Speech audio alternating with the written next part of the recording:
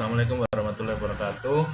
Pada pertemuan kali ini, pertemuan yang ke-13, kita akan membahas mengenai administrasi penyuluhan. Yang kita bahas hari ini adalah mengenai pengertian administrasi dan penyuluhan pertanian. Kemudian yang kedua, fungsi administrasi penyuluhan pertanian yang terdiri dari unsur administrasi penyuluhan pertanian, subsistem administrasi penyuluhan pertanian, fungsi dari administrasi penyuluhan pertanian, administrasi personalia penyuluhan pertanian, kemudian bagi penyuluh, pengelolaan keuangan, pelaporan dan evaluasi, dan hubungan dengan lembaga lain. Kita masuk ke pembahasan yang pertama, yakni pengertian administrasi. Menurut Poliski dalam Totok Martikanto 1993 berpendapat bahwa administrasi merupakan manajemen dari operasi atau salah satu fungsi manajemen untuk merencanakan, melaksanakan, mengorganisasi, dan mengawasi fungsi manajemen yang lain. Dengan demikian, maka pengertian manajemen dalam administrasi ini dipandang lebih luas. Beberapa rumusan seperti menurut Suganda dalam Martikanto, yang pertama yakni administrasi merupakan suatu fungsi tertentu untuk mengendalikan, menggerakkan, mengembangkan, dan menjalankan suatu organisasi yang dijalankan administrator. Administrasi adalah proses perencanaan, pengorganisasian, pengendalian, penilaian, dan pengawasan suatu usaha. Administrasi adalah keseluruhan proses kerjasama antara dua orang manusia atau lebih yang didasarkan atas rasionalitas tertentu untuk tujuan yang ditentukan sebelumnya. Jadi, itu adalah pengertian dari administrasi, yakni sebagai salah satu bagian dari manajemen dari operasi dari fungsi manajemen, yakni untuk merencanakan, melaksanakan, mengorganisasi, dan mengawasi. Jadi administrasi itu adalah alat yang digunakan untuk manajemen dalam merencanakan, melaksanakan, mengorganisasi, dan mengawasi fungsi manajemen. Seperti itu. Kemudian masuk ke pengertian penyuluhan pertanian. Menurut Van den Ban dan Hawkins pada 1999 mengemukakan bahwa penyuluhan merupakan keterlibatan seseorang untuk melakukan komunikasi informasi secara sadar dengan tujuan membantu sesamanya memberikan pendapat sehingga bisa membuat keputusan yang benar. Saya rasa semuanya sudah memahami mengenai pengertian penyuluhan pertanian ini. Kemudian menurut Departemen Pertanian pada tahun 2000 memberikan pengertian penyuluhan pertanian adalah pemberdayaan petani dan keluarganya beserta masyarakat pelaku agrobisnis melalui kegiatan pendidikan non-formal di bidang pertanian agar mereka mampu menolong dirinya sendiri baik di bidang ekonomi, sosial maupun politik sehingga pendapatan petani dan kesejahteraannya akan meningkat. Itu pengertian menurut Departemen Pertanian. Namun saya merasa kalian semua sudah memahami pengertian dari apa itu kegiatan penyuluhan pertanian. Karena kita sudah membahas selama 13 pertemuan lebih mengenai apa itu pertanian dan bagaimana melakukan kegiatan komunikasi penyuluhan pertanian yang baik dan sebagainya. Itu juga masuk dalam kegiatan penyuluhan pertanian. Kita masuk ke administrasi penyuluhan pertanian. Administrasi penyuluhan dipandang sebagai suatu kajian pemberdayaan sumber daya manusia, khususnya petani dan pelaku agrobisnis, mulai dari perencanaan kegiatan hingga evaluasi kegiatan. Namun demikian, penyuluhan merupakan salah satu pendidikan non-formal. Administrasi memiliki kesamaan persepsi sebagai berikut. Yang pertama, yakni administrasi pendidikan, termasuk non-formal atau penyuluhan, adalah proses pengaturan dan penataan kerjasama dalam penyelenggaraan pendidikan. Kegiatan administrasi pendidikan adalah mengatur atau menata semua komponen lembaga pendidikan supaya berfungsi sebaik dan seoptimal mungkin dalam menyelenggarakan teknik edukatif dan pada dasarnya berfungsi sebagai pelayanan terhadap penyelenggaraan kerjasama secara kegiatan teknik edukatif yang merupakan inti dari lembaga pendidikan agar terlaksana secara efektif dan efisien. Jadi ini pengertian administrasi jika dibandingkan dengan dipersepsikan melalui kegiatan administrasi pendidikan. Namun kita akan fokus pada administrasi penyuluhan pertanian. Ini untuk menyamakan persepsi saja. Jadi tidak ada bedanya administrasi di bidang manapun tetap sama, yakni merupakan proses pengaturan dan penataan baik itu kerjasama atau hal-hal yang lain yang memang memerlukan kegiatan administrasi. Intinya administrasi itu adalah mengatur dan menata supaya penyelenggaraan kegiatan apapun itu secara tertib, seperti itu. Kemudian kita masuk ke pembahasan yang kedua. Tadi pembahasan yang pertama kita sudah membahas mengenai apa itu administrasi, apa itu penyuluhan pertanian, dan apa itu administrasi penyuluhan pertanian. Kemudian kita masuk ke yang kedua, yakni fungsi administrasi penyuluhan pertanian. Jadi kegiatan administrasi penyuluhan pertanian itu mempunyai fungsi yang mana fungsinya adalah untuk menata dan menata dari kegiatan penyuluhan pertanian tersebut. Karena kegiatan penyuluhan pertanian itu kan banyak sekali, jadi ada fungsi administrasi yang harus dijalankan pada kegiatan penyuluhan pertanian. Masuk ke pengantarnya, yang pertama yakni ilmu administrasi pada dasarnya merupakan ilmu terapan yang berhubungan dengan kepentingan manusia untuk meningkatkan produktivitas kerja, efektivitas, dan efisiensi. Semua upaya dari kegiatan manusia yang ingin terlaksana dengan tingkat produktivitas, efektivitas, efisiensi yang tinggi harus menjalankan dan menerapkan prinsip-prinsip, norma-norma, kiat-kiat, metode, teknik, dan pendekatan manajemen. Jadi administrasi ini merupakan salah satu alat untuk melaksanakan manajemen atau pendekatan manajemen. Salah satu tugas administrator adalah mengintegrasikan semua spesialisasi dan sumber daya yang diperlukan dalam satu rasio atau perbandingan terbaik untuk menghasilkan output atau keluaran berupa barang atau jasa. Dengan demikian, administrator dituntut kompetensi kerjanya menjalankan fungsi sebagai seorang integrator. Seorang integrator dituntut kemampuan untuk menerapkan pendekatan-pendekatan sistem, fungsi deviasi multidisiplin, keperilakuan, lingkungan, serta menjalankan tugas dan fungsinya. Selain itu, administrator, terutama pada bidang penyuluhan pertanian, dapat menggunakan secara optimal sumber daya pendidikan yang tersedia sehingga tercapai tujuan secara efektif dan efisien. Jadi, seorang administrator ini harus mengatur optimalan sumber daya yang dimilikinya untuk mensukseskan kegiatan pertanian, kegiatan penyuluhan pertanian, kegiatan penyuluhan pertanian secara efektif dan efisien.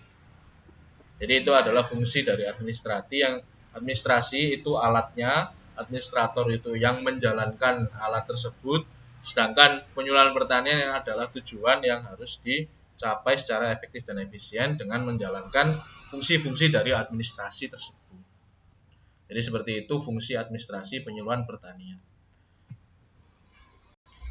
Nah, fungsi administrasi pertanian ini tadi saya jelaskan di awal itu ada beberapa turunan-turunannya. Yang pertama ini kita akan masuk ke unsur administrasi penyuluhan pertanian. Yang mana administrasi penyuluhan mempunyai unsur-unsur yang pertama melibatkan 2 orang atau lebih, adanya tujuan yang tidak dicapai, adanya tugas-tugas yang harus dilaksanakan, dan adanya peralatan serta perlengkapan untuk melaksanakan tugas-tugas termasuk waktu dan tempat.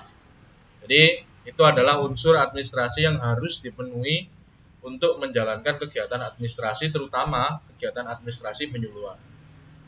Kemudian, administrasi penyuluhan memerlukan peralatan dan perlengkapan yang memadai dan ditentukan oleh jumlah orang yang terlibat dalam proses administrasi, sifat tujuan dan hendak dicapai, ruang lingkup dan aneka ragamnya tugas yang hendak dijalankan, sifat kerjasama yang perlu diciptakan. Jadi, kegiatan administrasi penyuluhan ini menuntut untuk dipenuhinya peralatan dan perlengkapan sesuai dengan jumlah orang yang terlibat dalam kegiatan proses administrasi, tujuan apa yang hendak dicapai, lalu ruang lingkup dan ragam tugas atau berbagai macam tugas yang dilaksanakan pada proses administrasi tersebut, dan sifat kerjasama apa yang perlu diciptakan untuk menyelesaikan atau menuntaskan kerja-kerja administrasi penyuluhan.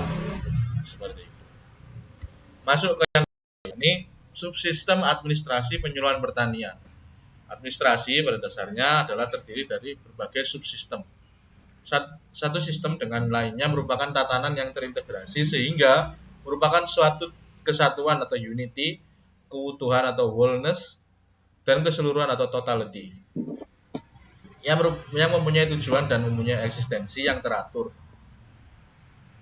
Administrasi termasuk kegiatan penyuluhan sebagai suatu total sistem yang dapat bergerak sebagai suatu kesatuan yang bulat menuju sasaran dan tujuan, di mana harus terdapat yang pertama kesatuan bahasa, pengertian pola dan pola pikir, tindakan, gerak, arah, dan kecepatan yang sama. Jadi semua hal yang diperlukan ini harus sama, maksudnya harus satu bahasa, satu pengertian dan pola pikir, satu tindakan, satu gerakan, satu arah, dan satu kecepatan yang sama untuk mewujudkan administrasi pertanian yang sesuai dengan sasaran dan tujuan. Seperti itu penjelasannya. Kemudian subsistem administrasi penyuluhan pertanian yang selanjutnya ini ada gambar mengenai kerangka konsepsional administrasi sebagai total system, yang mana yang pertama ini menggambarkan manusia, yang kedua komunikasi, yang ketiga human relation atau hubungan manusianya, hubungan antar sesama di dalam kegiatan administrasi tersebut. Kemudian yang keempat ada decision making atau pembuat keputusan. Yang kelima ada leadership atau kepemimpinan. Yang keenam ada manajemen.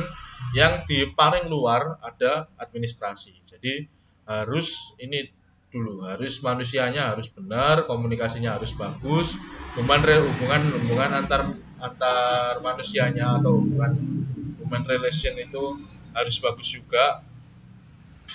Kemudian pembuatan keputusannya harus jelas, leadership-nya harus jelas, manajemennya harus tertata dengan baik, dan sehingga administrasinya, jika semua ini sudah terpenuhi, maka administrasi akan berjalan dengan lancar. Nah, ini tujuh keterangan ini terbagi menjadi dua, bisa menjadi fungsi-fungsi administrasi manajemen, dan mereka juga merupakan sumber-sumber administrasi manajemen, yang mana kedua hal ini diwujudkan dalam operasional dan manajemen sehingga mewujudkan efisiensi dan tercapainya tujuan. Efisiensi ini tadi adalah pengalokasian sumber daya yang efisien atau yang tidak membuang-buang tenaga, tidak membuang-buang waktu, tidak membuang-buang pikiran.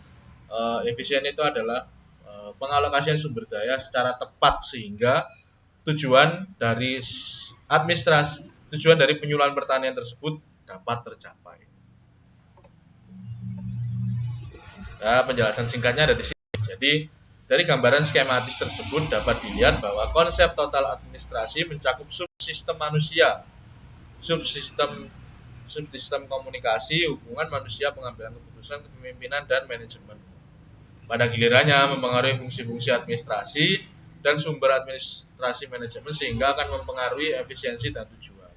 Jadi ini sebenarnya hubungan saling mempengaruhi juga. Tapi yaitu tadi seperti yang saya jelaskan, dari 7 subsistem ini itu juga akan terbagi menjadi 2. Dia bisa menjadi fungsi-fungsi administrasi manajemen dan bisa menjadi bagian dari sumber-sumber administrasi manajemen. Selain mempengaruhi, dia juga terlibat di dalam fungsi-fungsi administrasi manajemen dan sumber-sumber administrasi manajemen. Sebagai apa? Sebagai pelaku administrasi, sebagai administrator. Yang mana kita lanjutkan. Pada gilirannya mempengaruhi fungsi-fungsi administrasi manajemen dan sumber administrasi manajemen akan mempengaruhi efisiensi dan tujuan. Jadi kedua hal ini yang nantinya akan mengerucut pada operasional dan manajemen akan mempengaruhi tingkat efisiensi dan tingkat pemenuhan tujuannya.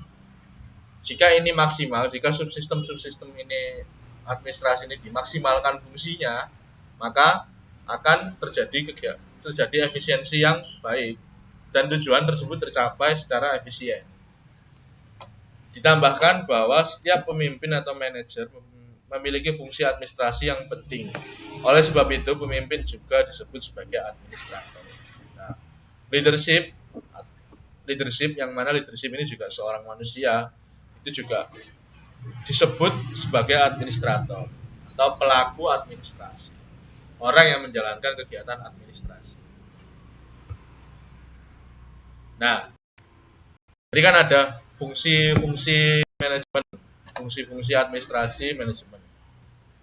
Di sini ada penjabaran mengenai fungsi administrasi yang harus diperhatikan adalah yang pertama yakni administrasi personalia, kemudahan dan perlengkapan bagi penyuluhan pertanian, administrasi keuangan, pelaporan dan evaluasi, serta hubungan dengan lembaga terkait. Jadi fungsi-fungsi administrasi ini kita akan jelaskan nanti pada pembahasan yang berikutnya ini setelah ini. Tapi perlu diketahui bahwa ini adalah fungsi-fungsi administrasi dalam kegiatan penyuluhan pertanian. Pemimpin dalam administrasi penyuluhan dapat berupa kesatuan suatu kelompok tani atau dikenal dengan kontak tani atau kontak tani nelayan andalan atau KTNA. Jadi pemimpinnya atau leadernya atau administratornya bisa berupa kontak tani atau KTNA. Kemudian yang kedua, LSM tertentu yang mempunyai hubungan dengan kegiatan penyuluhan di suatu lokasi. Yang ketiga, ketua himpunan petani peternak pengrajin pertanian. Yang keempat, bisa dipimpin oleh ketua himpunan karya pertanian seperti ketua karya pertanian pengairan, alat pertanian, penyakit, pengendalian hama penyakit dan sebagainya. Dan juga bisa dipimpin oleh penyuluh, kepala BPP, kepala BIPP dan sebagainya. Jadi pemimpin dari kegiatan administrasi tersebut bisa berupa 5 orang ini.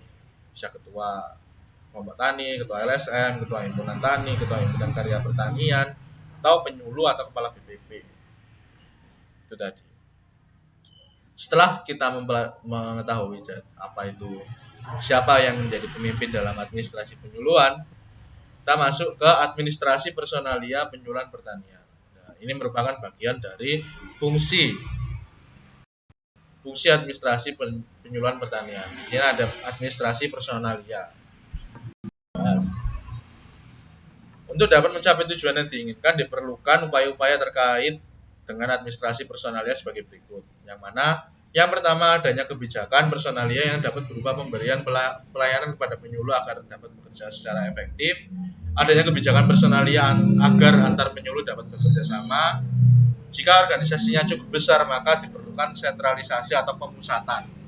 Harus ada aturan yang jelas tentang penerimaan dan penempatan penyuluh, aturan perilaku, serta promosi yang objektif.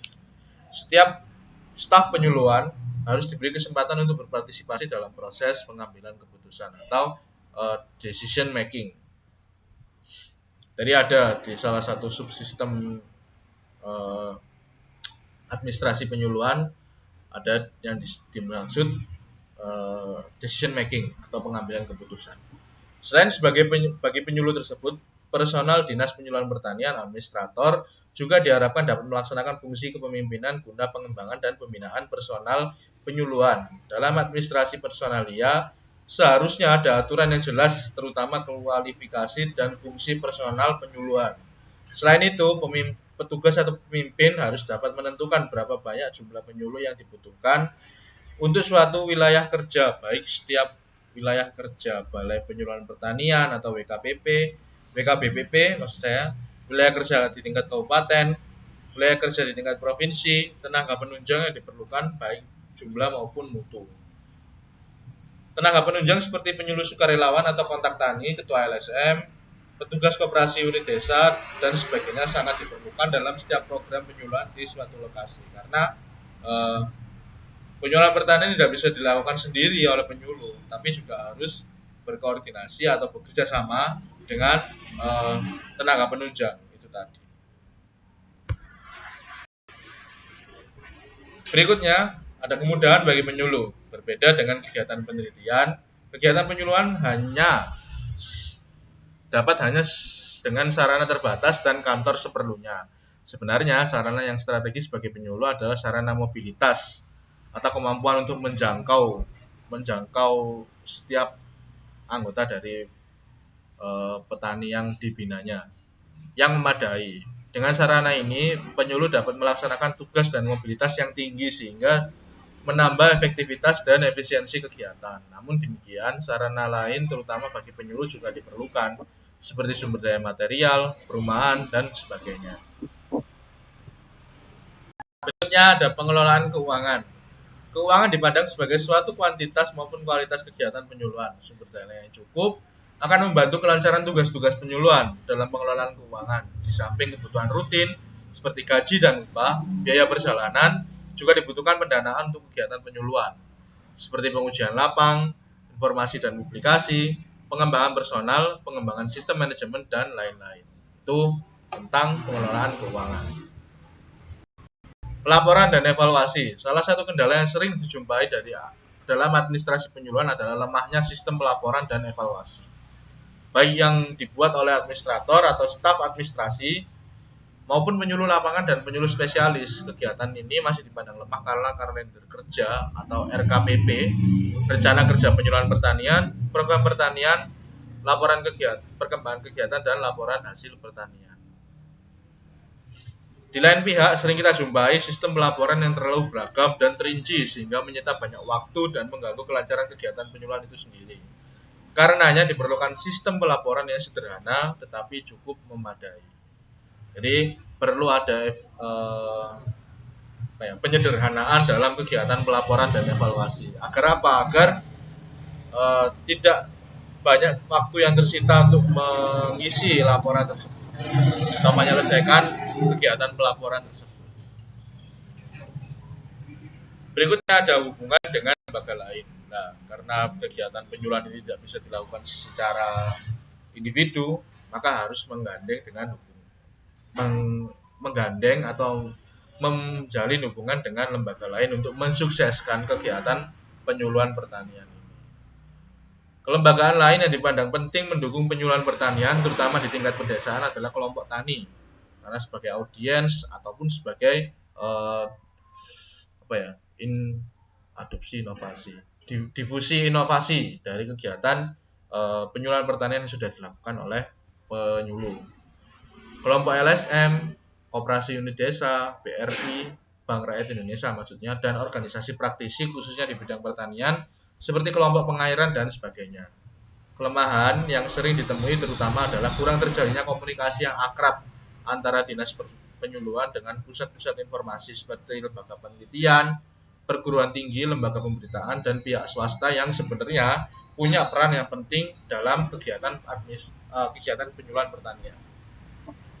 Itu adalah kelemahannya. Terakhir, ringkasan dari apa yang sudah kita pelajari tadi mengenai apa administrasi penyuluhan, apa yang dimaksud dengan administrasi penyuluhan pertanian, apa yang dimaksud dengan fungsi-fungsi dari kegiatan administrasi penyuluhan, dan berbagai macam ragamnya. Kita akan meringkas secara singkat apa yang sudah kita pelajari pada hari ini. Yang pertama yakni menurut asal-usulnya, administrasi mengandung pengertian pelayanan, pengaturan, pengarahan, tata kelola, dan sebagainya. Administrasi lebih luas dari surat menyurat, yakni salah satu fungsi manajemen untuk merencanakan, melaksanakan, mengorganisasi, dan mengawasi fungsi manajemen lainnya.